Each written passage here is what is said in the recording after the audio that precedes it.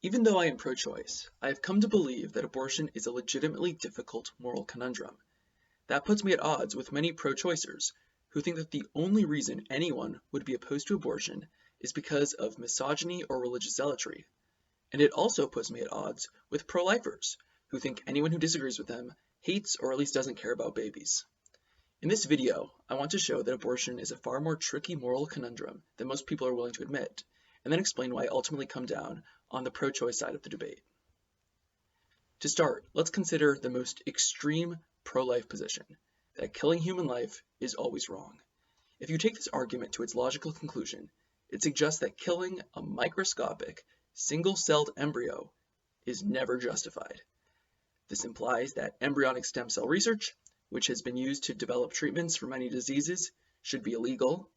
It also implies that even if it was somehow possible for a woman to get an abortion immediately after she was, let's say, raped, when the zygote inside her was still single-celled, that should be illegal too. These conclusions strike me, and I hope most people, as completely ridiculous, which leads me to believe that a deontological principle that says killing human life is always wrong cannot possibly be correct. I hope you're with me at this point. If you're not, if you can't even fathom why someone might prioritize the well-being of a rape victim or a cancer patient over the life of a single-celled organism that you can't see without a microscope, then our moral intuitions are worlds apart, and there's probably nothing I can do or say to change your mind.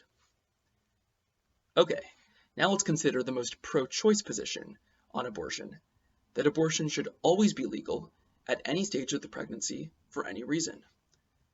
This implies that it should be legal for a mother to get an abortion 8.5 months into her pregnancy, not because of any fetal abnormalities or to protect her own life, but simply because she decides she doesn't want to have the child. Again, this strikes me as a ridiculous conclusion. That is basically just infanticide, which I don't think should be legal. Side note, I know that the situation I just described is incredibly rare, and I'm not trying to say it's common. I'm just pointing out that it does not align with most people's moral intuitions to say that women have an absolute right to an abortion in any circumstance. Okay, so to recap, killing a human life should be legal when it's a single-celled embryo, and it should be illegal when it's developmentally the same as a newborn baby. So now all we have to do is determine the cutoff in the pregnancy at which point abortion should become illegal. Sounds pretty straightforward, right? Well, unfortunately, I don't think it is. Because no matter what week in the pregnancy we select as the cutoff, the devil's advocate could always ask, why that week? You think abortion should be illegal after 15 weeks?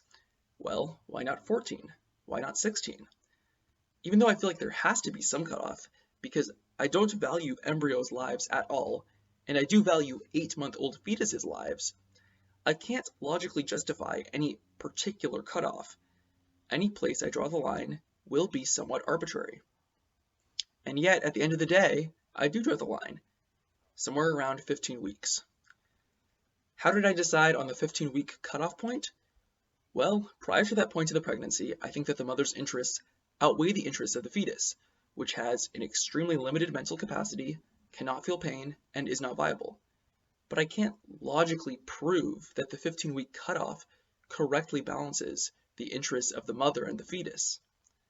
And because I recognize that my opinion on abortion is ultimately based on a moral intuition that can't be logically proven, I can understand that someone operating in good faith who also cares about minimizing violence and suffering could disagree with me. I can understand why someone would look at a picture of a 15-week-old fetus, which looks like this, and feel that aborting it should be illegal. You might think I have this level of compassion for the other side when it comes to all social issues, but I don't. For example, the conservative argument against gay rights never made any intuitive sense to me, because it didn't even try to show that giving gay people rights hurt anyone. The argument from conservatives just appealed to people's sense that homosexuality was impure or unnatural or against God's word, and those arguments just don't make sense to me, or most liberals. In other words, for the gay rights debate, conservatives were talking over the heads of liberals, making moral arguments that did not align with liberals' moral intuitions at all. But when it comes to abortion, both sides are speaking the same moral language. They're both making arguments about how to minimize harm. They're just talking about different parties. The left likes to focus on minimizing harm to women. The right likes to focus on minimizing harm to fetuses. So it doesn't seem like we should be completely talking past each other like we did during the gay rights debate, because we're still sort of speaking the same moral language about reducing harm, and yet it does feel like we're talking past each other. In summary, I am pro-choice, and I believe that restrictions on abortion cause serious harm. At the same time, I can acknowledge that abortion is a tricky issue, and that people who disagree with me don't have moral intuitions that are worlds apart from my own.